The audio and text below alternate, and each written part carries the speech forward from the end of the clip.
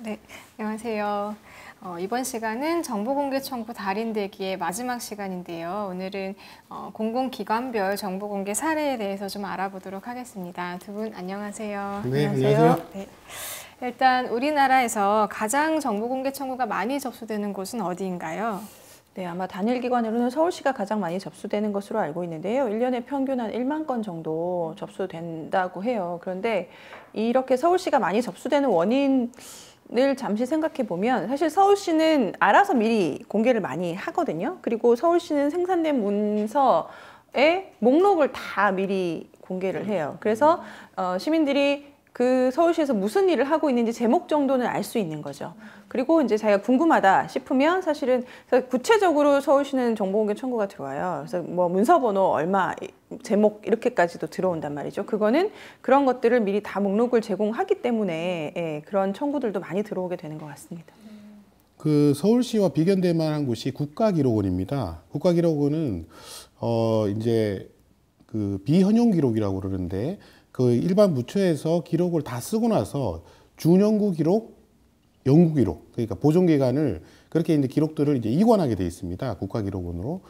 근데 과거에 자신의 땅, 조상들이 가지고 있는 땅을 찾기 위해 하거나 아니면 자신이 일했던 여러 가지 경력과 관련된 사안들을 찾거나 이런 경우에 정보공개 청구가 이제 많이 들어오고 직접 찾아오시는 경우도 많이 있습니다. 최근에는 이제 대통령 기록관이 국가기록원 산하에 지금 조직이 있거든요. 세종에 있습니다. 근데 여기도 이제 정보공개 청구가 많이 들어옵니다. 이 대통령 기록관에 최근에 핫한 영포 빌딩 기록, 캐비넷 기록, 그 다음에 공유 폴더 기록, 이런 기록들이 이제 지금 이관되어 와 있습니다. 그래서 국회의원들도 그렇고 일반 기자분들도 정보공개 청구를 많이 하고 있고, 얼마 전에 시사인에서 이 영포 빌딩 기록을 정보공개 청구로 입수해가지고 2주간에 걸쳐서 이렇게 아마 보도를 한 적이 있는데요. 그래서 이 대통령 기록관, 국가기록원에도 이런 좋은 자료가 있다는 것을 여러분들이 좀 많이 알고 있으면 좋을 것 같습니다. 네. 최근 언론에서 주요 사건으로 보도되는 것들이 전부 이런 기록관에서 나왔던 자료들인 거군요. 네, 그렇습니다. 우선 전직 대통령이 이관한 기록 중에 공개용 대통령 기록이 있습니다.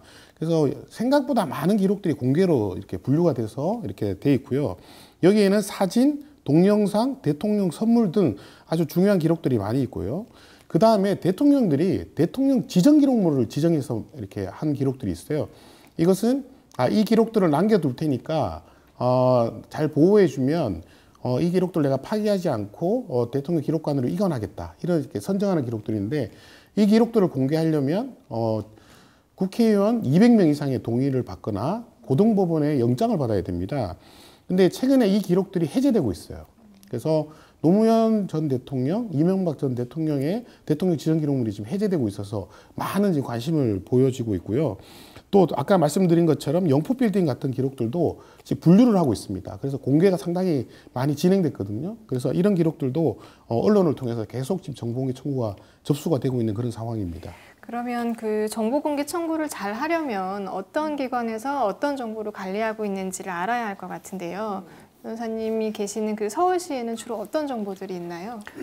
제가 말씀드린 서울시 그 정보소통광장에 보시면 일단은 결제문서 목록이 다 있어요. 한 1,000만 건 정도 숫자로 그렇게 나와 있는 것 같고, 그리고 각종 회의, 저희 같은 경우는 정보공개 심의회잖아요. 그럼 정보공개 심의회 보면 이제 거기에 들어가면 회의록이 쫙 나와 있고요. 그래서 서울시의 각종 위원회 회의들의 그 회의 자료들이 다 올라와 있고, 그 다음에 뭐 사전 공표 자료들도 다 올라와 있고요. 그래서 정보공개 청구와 관련된 또 배너가 따로 있어요. 그래서 정보공개 청구와 관련된 정보들도 다 들어 있고, 그래서 생각보다 상당히 많은 양의 정보가 거기 들어가 있고요. 그래서 이제 각종 부처나 뭐 공공기관 같은 데에 정보 공개를 청구하려면 그 기관이 어떤 정보를 보유하고 있는지를 일단 알아야 되거든요. 그래서 각 기관별로 이런 식 서울시의 정보소통 광장과 같은 뭐 그런 사이트를 만들면 더 좋겠고, 그렇지 않으면 일단 홈페이지에 들어가서 일단 한번 찾아봐야 되겠죠. 네. 제가 정보소통 광장을 우리 언론인들한테 보여주면서 제가 깜짝 놀라게 하는 경우가 있습니다. 제 강의를 들으러 오신 언론사 이름을 쳐봐요. 정보소통 광장에 치면 뭐가 나오냐면 서울시 언론과 직원들하고 그 신문사, 언론사 기자들하고 밥 먹은 기록이 나와요. 예, 그리고 더 충격적인 것은 기자 이름이 나옵니다. 그래서 그걸 처음 보는 분들은 너무 충격을 받아요. 그 기자가 언제 어디서 밥을 얼마치를 먹었다는 게 다 나오거든요. 그리고 또 제가 어떤 경우에는 어떤 공공기관의 장소인 것 같은데 사적으로 사용하고 있는 의심이 드는 장소가 있어요.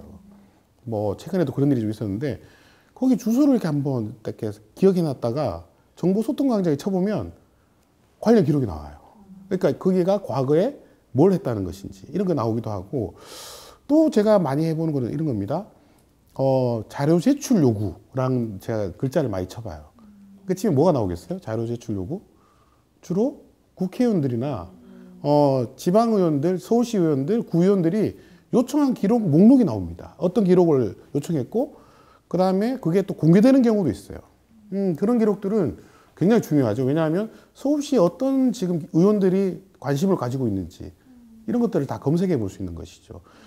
그뿐만 아니라 뭐 예를 들면 서울시에 얼마 전에 싱크홀이 많이 생겨가지고 땅 꺼짐이 많았는데요. 이런 것들이 생기면 싱크홀 쳐봐요. 치면 자동으로 이렇게 그 중요한 문서들이 많이 올라오거든요. 메르스 때도 굉장히 많이 검색이 됐었습니다. 그래서 이런 자료들을 많이 좀 검색해 보셔야 됩니다. 서울시는 일단 국방 외교 기능만을 빼고는 사실상 국가적 기능을 다 가지고 있습니다. 그리고 공무원들이 생산하는 문서량도 상상을 초월하게 많이 있죠. 기록은 어디에 있지만 이 기록들을 어떻게 있는지 몰라서 청구하지 못하는 경우가 많은데 그럴 때에는 정보소통광장에 들어와서 검색을 통해 가지고 자기가 좀 알고자 하는 기록들을 미리 좀 보기도 하고 또 이 기록들이 어떻게 관리되는지를 한번 이렇게 살펴본 다음에 정보공개 청구를 해보는 것도 좋을 것 같습니다. 네. 일단 서울시에서는 목록이라도 전부 공개를 하고 있으니까 그 공개 청구를 하고자 하는 사람들 입장에서는 좀 공개 정보를 찾기가 좀 수월할 것 같은데요. 목록뿐만 아니라 서울시는 목록과 더불어 그 목록에 대한 여러 가지 그 메타데이터라고 그러는데요. 관련된 정보가 다 들어가 있어요. 네. 한 줄로 들어가 있는 것이 아니라 이걸 이렇게 입체적으로 들어가 있기 때문에 그걸 보고 청구를 많이 하십니다, 사실은. 그러니까 그대로 보고 딱 청구를 누르면 되거든요. 예, 그래서 이 정보소통광장을 지금까지 예산이 한 50억 가까이 들어갔습니다. 아마 단일 홈페이지로는 가장 많이 돈이 들어간 것인데 카이스트에서 조사한 자료에 따르면 이것이 국민의 알 권리로 돌아온 경제적 가치가 한 1,200억 정도 된다고 이렇게 알려져 있습니다. 그만큼 이게 굉장히 주목을 많이 받고 있고요. 해외에서도 이 정보소통광장에 대해서 좀 이 노하우를 배우기 위해서 한국을 방문한 경우가 많이 있습니다. 네, 저도 한번 그 사이트에 한번 접속을 해봐야 되겠네요. 또 말하자면 예를 들어서 여성부다라고 하는 부처라면 그 생각할 수 있는 게 여성과 관련된 통계 자료들 이런 것들을 전부 다 가지고 있을 것 같은데요. 실제 그런가요? 낚시로 치면요. 낚시 물고기가 많은 데다가 낚싯대를 던져야 됩니다. 예, 그렇죠? 물고기가 모여 있는 곳에 물고기가 없는 곳에 던져봐야 사실 놀기 낚시 고수들은 보통 물고기가 어디 있는지 알거든요. 정보공개 청구도 마찬가지예요. 이 여성부라고 하는 곳은 여성과 관련된 전 부처의 기록들을 다 가지고 있어요. 예를 들면 제가 그때 본 자료 중에 가장 놀랐던 것은 전국위원회의 여성 참여 비율이 나와요. 근데 전국위원회가 몇 개나 좀 되겠습니까? 한 1,000몇백 개, 2,000몇백 개 되잖아요. 그런 게 엑셀로 왼쪽에 다 기록이 들어있고 위원회에 여성이 몇 명 참여하고 있는지 이런 게 다 나와 있단 말이에요. 그런 자료들은 뭐 3월 8일 여성의 날 같은 경우에 굉장히 좋은 통계 자료로 사용할 수 있거든요. 예, 이런 자료들을 앞으로 많이 좀 청구가 하셨으면 좋겠습니다. 네. 뭐 예를 들면 뭐 여성가족부는 여성 관련 자료가 있고 그러면 이제 법무부 같은 경우는 법무와 관련된 자료들이 있죠. 예, 그래서 뭐 사실은 이제 저희 뭐 변호사 징계 같은 경우는 대한변협에서 원래 이제 일차적으로 지금은 하지만 결국 나중에 가면 이제 법무부가 관할하거든요. 그런 현황들도 다 나와 있고 그래서 그러니까 내가 원하는 정보가 어느 부처의 관할이다라는 정도만 알면 사실은 거기에 들어가셔서 검색을 통해서 찾아내시는 게 필요하죠. 최근에 검사 징계 현황 이런 것도 법무부에 다 공개가 되고 있더라고요. 예. 그리고 제가 이제 청구한 것들인데, 제가 이제 소위 말하는 이제 환경부 적폐 TF위원으로 참석한 적이 있는데요. 이 TF위원으로 참석하면 참 재밌는 게 많아요. 여러 자료를 요청할 수가 있거든요. 그 중에 이제 저희가 제일 흥미롭게 봤던 것이 4대강 찬성 발언을 많이 했던 단체에다가 지난 10년 동안 환경부나 국토교통부 같은 곳에서 얼마나 많은 연구 용역을 줬는지 뭐 이런 것들을 좀 찾아볼 수가 있었습니다. 그래서 아주 편중되게 지원을 했다는 걸 밝혀낼 수가 있었는데 이렇게 데이터 같은 것들을 찾아내는 것은 매우 중요하다고 할 수가 있겠습니다. 네, 제가 알기로 변호사님도 중요한 위원회에 참석하고 계시다고 알고 있는데 거기서도 또 수많은 기록들을 보셨나요? 아, 예, 제가 사실 지금 이제 그 대통령 직속 정책기획위원회 위원인데요. 생각만큼 그렇게 정보가 많이 오고 있지는 않아요. 사실 제가 서울시 정보공개 심의를 하면서 너무 눈이 높아지고 이게 당연하다라고 생각하고 있다가 처음에 이제 그 위원회 회의를 가서 상당히 당황을 했었던 기억이 있어요. 그리고 공무원들이 정말로 공개에 대해서 이렇게 인식이 약하구나라는 걸 다시 한번 깨닫게 된 게 저희는 사실 이제 국정과제를 관리하는 위원들이죠. 그래서 국정과제와 관련된 것들이 어느 정도로 진척이 되고 있고 이런 진행 상황들을 저희가 체크를 하고 그렇지 않은 경우에는 뭐 어떤 정책을 다시 내놓는다든지 하는 역할을 해야 되기 때문에 당연히 그 내부 정보들을 많이 알아야 하거든요. 그런데 정보를 잘 안 주려고 해요. 거의 안 주려고 하고 또 재밌는 거는 올 때도 대외비 뭐 이렇게 해서 와요. 그래서 네, 그런 것들도 좀 그렇고 뭐 메일도 사실 이제 다른 뭐 그건 해킹의 위험이 있어서 그렇다긴 하지만 다른 그 메일로 해가지고 뭐 받는다든지 뭐 그런 보안이 철저한 거는 이해는 하는데 일단은 정보를 안 주려고 한다는 것. 그래서 저희가 이제 쓰는 방법이 그거죠. 일단 담당 공무원을 부르자. 그러니까 정보만 자료만 달라 그러면 주질 않아요. 대신에 그 담당 공무원을 부르면 그 공무원이 가지고 와요. 그래서 우리가 그러면 사람을 부르자. 사람을 부르면 정보도 같이 오는구나. 뭐 이렇게 해서 이제 그렇게 해서 좀 보고 있고 그렇지만 이제 만족할 만하게 보지는 못하고요. 또 제가 뭐 다른 어떤 자치구 인사위원회를 하는데 거기는 이제 인사위원회라서 아주 뭐 그 개인의 징계라든지 뭐 임용과 관련된 그러한 이제 민감한 정보들을 보고 있긴 하죠. 결국 이렇게 우리 변호사님처럼 위원회에 참석한다는 것은 이 고급 정보를 공유받는 것을 의미하거든요. 또 이것도 권력의 일종의 나눔이에요. 근데 공무원들이 권력을 나누려면 정보를 공유해야 되는데 그 정보를 공유하지 않는 것이죠. 이거는 말 그대로 껍질뿐이 위원회일 뿐이다. 그런 생각이 듭니다. 제가 아까 그 환경부 이외에 국가기록원 개혁 TF에 또 들어갔었는데 저희가 첫 번째로 요구했던 게 국가기록원장이 지난 10년 동안 행안부 장관한테 보고한 자료를 달라고 했어요. 그랬더니 자료가 없다는 거예요. 국가기록원인데. 그래서 저희가 기록원에 기록이 없다는 게 말이 됩니까? 라고 저희가 화를 엄청 냈어요. 그랬더니 화를 낼 때마다 조금씩 자료를 주는 겁니다. 근데 이런 자료들이 왜 조금씩 주냐면 공식적인 보고에는 등록이 돼 있잖아요. 시스템에 등록돼 있지 않고 공무원들이 개인적으로 가지고 있는 파일이나 종이 기록으로 가지고 있는 것이죠. 그래서 이게 좀 공개를 안 하면 진짜 큰일 날 것 같으니까 공개를 해주고 또 한 번 더 구체적으로 얘기하면 또 그거에 대한 답변하기가 좀 괴로우니까 또 공개해주고 이렇게 길들이기를 하는 경우를 제가 많이 봤는데 우리 이진아 변호사님도 공공기관의 사회이사 맡고 계시잖아요. 자료 좀 많이 공유되고 있나요? 저도 이제 그 농어촌공사 비상임이사를 하고 있는데 사실 이제 이사회는 기관 내부의 이제 회의체이고 사실 이제 외부에 있는 위원회나 혹은 뭐 심의회하고 조금 성격이 다른 것 같기는 한데요. 일단 이사회는 한 달에 한 번씩 안건에 올라오는 내용에 대해서만 보고를 받고요. 그래서 제가 뭐 그 이사회에 참석하면서 따로 기록이나 혹은 정보에 대해서 공개를 해보지는 않았었는데 이제 다만 아시겠지만 농어촌공사가 최근에 이제 태양광 사업들을 좀 적극적으로 추진하면서 이제 다른 이사님들이 태양광 사업과 관련된 자료를 좀 공유받고 싶다 하면 이제 그런 자료들이 제출이 되고 공유가 되고 이런 것들은 경험을 해보기도 했었습니다. 네. 결국은 이 공개된다는 것은 뭔가 책임을 진다는 뜻입니다. 결국 국회에서 지금 최근에 공개된 거 있는 거 보시면 국회의원들이 특수활동비를 견제만 하는 줄 알았더니 특수활동비를 본인들도 쓰고 있단 말이에요. 공개된 거 봤더니 여당 원내대표는 월 5천만 원, 야당 원내대표는 월 4천만 원씩 영수증 없이 쓰고 있었어요. 이게 이제 드러나고 나니까 지금 국회에 특수활동비를 없애겠다. 다시 이제 뭐 그런 개혁하는 결정을 내렸는데 본인들이 이권관계가 사라진 거죠, 사실은. 그래서 이렇게 공개가 많이 되면 결국은 그것이 세금을 아끼게 되는 결과가 되고 결국 그것이 국민한테 돌아온다. 저는 뭐 그런 생각을 하게 됩니다. 네, 그 경찰 같은 그런 수사기관이 가지고 있는 정보도 굉장히 중요할 것 같아요. 그 각종 범죄 발생한 통계나 혹은 또 음주운전 단속 내역 같은 것들을 보면 어떤 문제점들이 보이지 않을까 싶은데 최근 공개된 내역을 보니까 음주운전을 3번이나 하고도 또 반복하는 경우가 있고 그렇죠. 이런 네. 것들은 아마도 좀 처벌이 미진하다라는 그런 문제점들을 확인할 수 있었던 계기가 아닌가 싶습니다.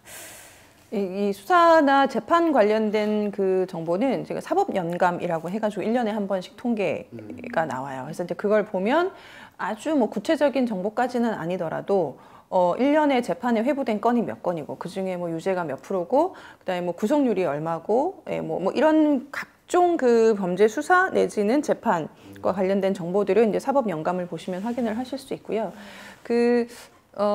뭐 말씀하셨으니까, 근데 음주운전은 제가 예전에 그 교통사고 전담 재판부의 재판을 오랫동안 했거든요. 음주운전은 3번만 하는 사람은 없어요. 네, 음주운전은 이제 계속 하는 거죠. 네, 사실 이제 그래서 우리가 뭐 그 삼진아웃죄 뭐 이런 것도 만들고 하지만, 그래서 범죄를 저질렀을 때 사실은 어떤 처벌이 내려지는지를 이제 공개하는 것도 어떤 범죄 억지력이나 위하의 측면에서는 꼭 공개돼야 할 정보인 것 같고요. 그리고 이 공개가 안 되면, 그러니까 이렇게 공개가 여러모로 공개가 되어야지만 사람들로 하여금 그렇게 하면 안 되겠구나라는 생각을 또 가지게 되고, 정보가 은폐되면 처벌이 약화될 수밖에 없는 그런 문제가 있죠. 뭐 예를 들면 음주 후에 성폭행을 한다든지, 또 이게 중간간이라고 그러죠. 이렇게 어떤 뭐 분이 정신을 잃었는데 그것을 이용해서 강간행위를 할 때 과거 같으면 이것들을 굉장히 많이 봐줬다고 그래요, 사실은. 그래서 집행유예가 나는 경우가 굉장히 많았고, 뭐 윤곽 같은 걸 해도 사실 합의만 보면 대부분 집행유예로 풀어주는 경우나 이런 경우가 많이 있었는데, 최근에 언론에서 이것들을 구체적으로 보도하기 시작했어요. 그래서 판사들도 굉장히 큰 이제 스트레스를 받고 있는 것 같습니다. 그래서 제가 볼 때는 경찰이나 검찰의 가장 큰 무서운 권한 중에 하나가 기소를 하거나 이런 것이 아니라 봐줄 수 있는 권한이 아닌가라는 생각이 듭니다. 그래서 경찰의 경우 인지유예라는 표현을 쓰더라고요. 자기가 발견했으나 그냥 넘어가는 것이죠. 검찰의 경우에는 불기소나 기소유예, 그 다음에 판사들 같은 경우에는 선고유예라는 걸 하거나 무죄를 때리거나 뭐 이런 경우도 많이 있죠. 이런 걸 통해 가지고 또 변호사들과 거래를 하기도 하고, 이러면서 정관들이 엄청난 수임료를 받고 전화 한 통에 몇 천만 원씩 이렇게 하잖아요. 결국은 그게 국민들한테 알려지지 않는 대가로 사실 받는 그런 돈이 아닌가 싶은데, 우리 변호사님 어떠신가요? 그러니까 이 경찰, 검찰, 그리고 뭐 법원까지, 최근에 드러난 거에 의하면 법원까지 상당히 이 국가 사법기관들이 상당히 보수적이에요. 그렇죠. 예. 그래서 되도록, 그리고 그동안은 이런 정보가 사실은 공개되지 않는 것을 너무나 당연하게 생각해 왔던 것이죠. 그래서 최근에 드러난 이 사법농단 사태나 재판거래 사건만 보더라도 온갖 문건들이 다 있어요. 사실 이제 지금도 다 전체가 공개된 건 아니지만 어떤 문건들은 보면 도대체 이런 문건을 왜 남겨놨을까 싶을 정도로 적나라한 문건들이 있거든요.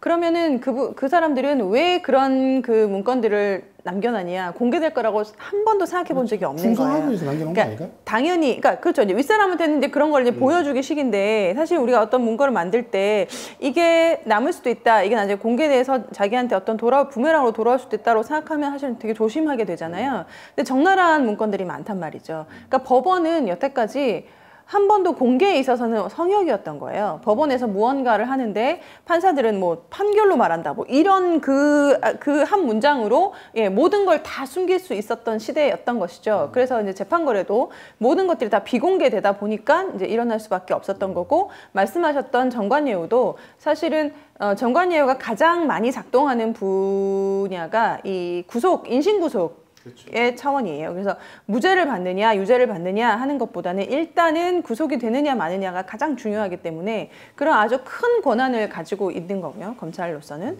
근데 거기서 이제 정관예우가 되게 많이 작동을 하죠. 그래서 그런 것들, 그래서 이제 뭐 전화변론 없애고, 그래서 이제 선임계를 넣고 공식적으로 하게 하는 것들이 다 어떻게 보면 이제 공개의 차원인 것이죠. 이 사람이 어떤 사건을 수임해서 어떻게 했는지를 다 알기 위해서는 결국은 이제 공식적으로 선임을 해야 되는 거기 때문에 이제 그런 모든 것들이 결국은 이제 부패를 막을 수 있는, 공개야말로 부패를 막을 수 있는 그런 뭐 지름길이다 이렇게 볼 수 있겠죠. 선임계를 내지 않는다는 것은 곧 전화로 변론하는 전화로 경우를 그 현관한테 그렇죠. 지금 검찰이나 이런 분한테 부탁을 하기 위해서 그런 것이죠. 그렇죠. 지금. 네. 예.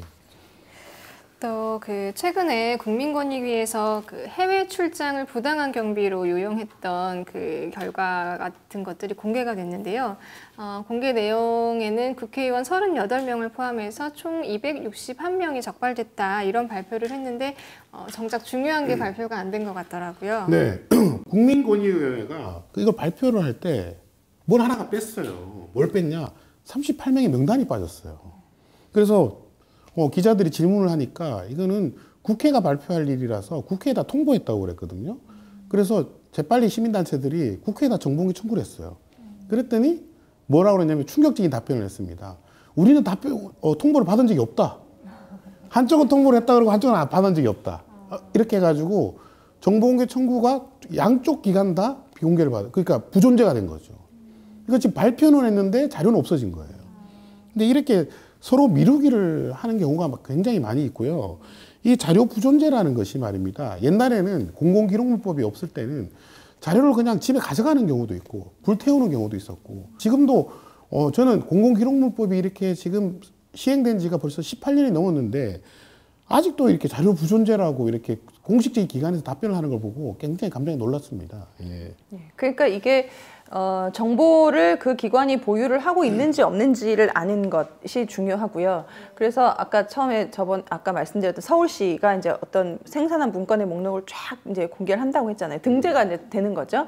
그런 식으로 모든 국가기관이나 공공기관에서는 사실 그런 시스템이 필요하다라고 보고요. 만약 그게 정착이 되면 이제 자료가 당연히 이제 거기 나와 있기 때문에 부존재라는 변명은 못 할 것 같고 저도 심의회를 진행하면서 어떤 생각이 드냐면 자료가 없는 경우가 실제로 있거든요. 그래서 이제 자료 부존재라고 해가지고 비공개 결정하는 경우가 있는데 청구인 입장에서 제가 만약에 청구인이라면 이거 자료 부존재라는 걸 믿을 수 있을까? 자료 부존재라는 걸 어떻게 증명하지? 라는 생각을 했던 적이 있어요, 사실은. 그래서 이 자료 부존재라는 게 굉장히 편하죠. 왜냐하면 만약에 뭐 비공개하면 또 이의신청 들어오고 행정심판, 행정소송 막 이렇게 싸움을 해야 되는데 없다라고 해버리면 더 이상 어떻게 다툴 수 있는 게 없어요. 왜냐하면 있음을 입증하기가 힘들기 때문이죠, 외부에서는. 예, 그래서 생산된 문건을 처음부터 관리하는 게 중요하다고 보여집니다. 그래서 이 캐비넷 기록이라는 게 뭐냐면 이명박 박근혜 정부에서 박근혜 정부죠, 특별히 이거를 공식적인 기록을 남기는 일이 하나 있었고 비공식적으로 보고서를 만들어 가지고 보고하는 일이 따로 있었던 거예요. 근데 한쪽은 등록을 해놓고 한쪽은 캐비넷에서 관리를 하다가 이게 지금 자료가 얼마나 복사된지 있는지 모르다가 그냥 나왔는데 그것이 캐비넷 안에 발견된 겁니다. 근데 저는 정말 고마운 게 캐비넷이라도 그걸 남겨놔가지고 지금 이게 대통령 기록과는 이 비공식적인 기록이 이관돼 왔잖아요. 그래서 자기들이 5년 동안 얼마나 구체적으로 이렇게 잘못된 행동을 했는지 스스로 입증하는 자료를 만들어 버렸어요. 제가 표현 중에 하나 이런 표현이 있습니다. 작은 도서관은 좌파들의 양성소다. 그래서 이 동네별로 작은 도서관들이 있거든요. 거기는 뭐 아주머니들 또 아이들 또 이런 애들이 많이 가서 이렇게 이용하는 공간인데 거기서 하는 많은 교육 프로그램들을 다 좌파들이 하는 그런 프로그램으로 이렇게 생각하고 있는 것이죠. 그래서 그걸 보고 오히려 공식적으로 기록을 남기지 않았기 때문에 이 사람들이 기록을 남긴 것이다. 아마 공식적으로 남겼으면 그걸 아마 다 파괴했을 거예요. 아마 다 파괴했을 가능성이 높고 그래서 참 아이러니한 것을 많이 느꼈습니다. 네, 그 말씀하신 경우가 너무 많은 것 같습니다. 결국에 잘못을 한 사람은 있음에도 불구하고 누가 그런 잘못을 했는지는 공개가 되지 않는 경우들도 많은 것 같고 그래서 결국에는 공개하는 것 자체가 정말 중요한 일이구나 또 공개를 하더라도 완전한 정보를 공개하는 게 중요한 일이구나 하는 이런 생각도 듭니다. 그래서 그 민주주의의 입구가 기록이라고 그러고요. 민주주의의 출구가 정보공개라고 합니다. 예. 입구가 있어야지 공개할 것이 있는 것이거든요. 근데 과거에는 기록을 남겨놓지 않기 때문에 공개할 것도 없는 것이고 기록을 남겨놓지 않으면 아무런 책임도 지지 않아도 됩니다. 제가 지금도 아직 기억나는 것이 그 서별관 회의라는 게 있습니다. 청와대 서쪽 별관에서 하는 회의인데요. 거기서 대우해양조선이라고 하는 곳에 4조 3천억을 지원하는 결정을 합니다. 근데 회의록도 남겨놓지 않았고 누가 참석했는지도 남겨놓지 않아서 서별과 그 회의에 대해서 청문회를 한 적이 있거든요. 근데 제가 그때 청문회 나오신 분들 보고 깜짝 놀랐어요. 뭐라고 그러냐면 기억이 안 난다는 거예요. 그럼 4조 3천억이라는 돈을 한 기업에다 지원하면서 어떠한 근거와 의사결정 과정을 남겨놓지 않은 거죠. 역사적으로 하나도 남겨놓지 않았던 것입니다. 그리고 우리나라가 그 한일 병탄이 되면서 1900년도 초반부터 1999년까지 거의 95년간의 기록이 없어요. 왜냐하면 공공기록물법이 없었고 기록을 남겨놓으면 자기가 불이익을 본다는 것을 생각했기 때문에 남기지 않았고 이제 2000년부터 공공기록물법이 만들어져서 이제 18년 된 겁니다. 예, 그래서 이렇게 기록을 남기는 것을 서울시가 좀 모범이 많이 됐던 것 같은데 이런 것들을 가지고 청구하고 서울시 1만 2천 건들이 청구가 들어오지만 이런 것들이 아무 문제 없이 이렇게 돌아가는 것들은 사실 그것이 살아있는 민주주의가 아닌가 그런 생각을 좀 해보기도 합니다.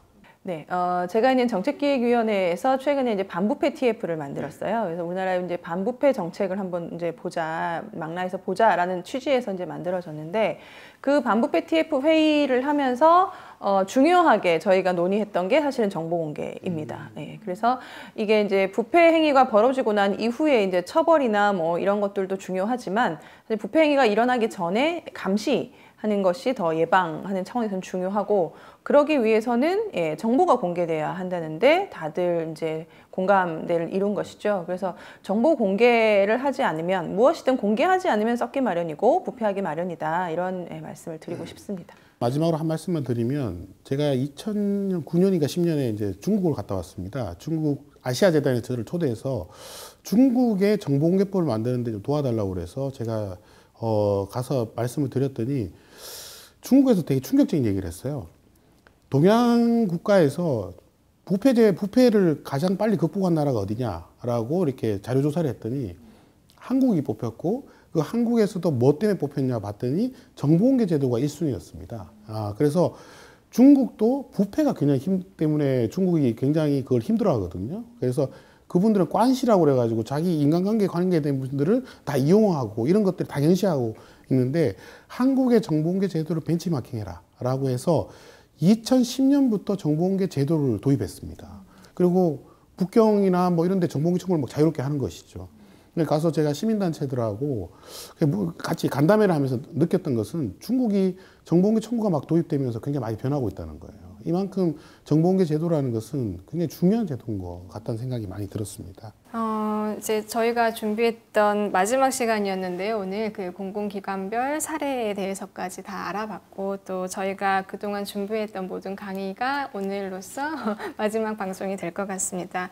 오늘도 역시나 주옥 같은 말씀 해주신 두 분께 감사드리고요. 또 고생하셨습니다. 네, 고맙습니다. 고맙습니다.